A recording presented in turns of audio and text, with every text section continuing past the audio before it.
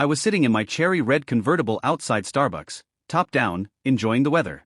Suddenly, Barbara Kessler, our HOA president, vaulted over my passenger door and landed in my seat.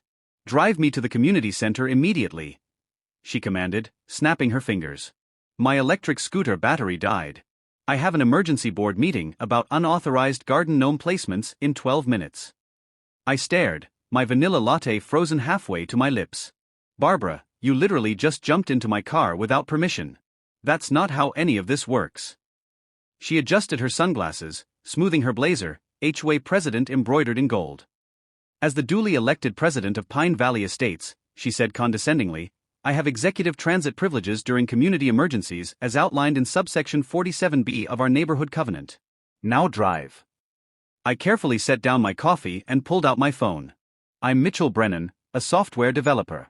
I moved here for the atmosphere, I stayed for the drama." Barbara, 53, ruled with an iron fist, once fining the Johnsons $800 because their trash cans were visible for 37 minutes past the approved retrieval window. My problems started when I painted my front door navy blue.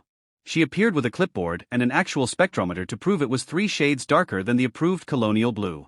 I repainted. Over months, her mission was me. Mailbox was 2 degrees off perpendicular. Oil stain the size of a quarter was an aesthetic violation. Excessive butterfly attraction, creating an unregulated pollinator congregation zone. The situation escalated when I missed her mandatory hedge trimming seminar, "I Don't Have Hedges." She responded by playing the Pine Valley Estates official anthem at maximum volume outside my door at 6:30 a.m. The notices multiplied: automotive flamboyance, my red car was too festive, repeated top-down infractions, creating a draft hazard, and nocturnal luminosity excess, porch light 0.5 watts over.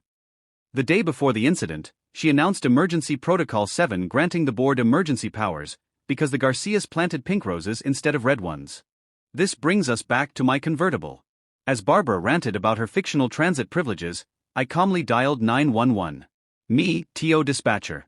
I'd like to report a trespassing and attempted vehicle theft in progress at the Starbucks. The perpetrator is currently sitting in my vehicle, refusing to exit." Barbara's face turned purple. "You cannot call the police on me. I am a duly elected official." She shrieked and tried to grab my phone. "Me, TO dispatcher. Ma'am, the perpetrator is now attempting to assault me and take my phone. Yes, I feel threatened." 2 police cruisers arrived. Officer Daniels approached. Barbara, defiant, pulled out a laminated card. "I have full authority under subsection 47B. I have jurisdiction here." Officer Daniels maintained his composure. "Ma'am, that's not how the law works. You need to exit this gentleman's vehicle immediately or you'll be placed under arrest for trespassing." Barbara clicked her seat belt. "This is a conspiracy." Officer Daniels sighed. "Ma'am, you're under arrest for criminal trespassing and attempted unauthorized use of a motor vehicle."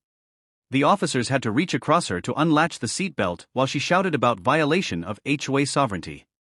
As they placed her in handcuffs, she yelled instructions to the crowd: "Implement Emergency Protocol 7 immediately. Check subsection 47B." The video exploded online. HOA president attempts grand theft auto, gets arrested instead.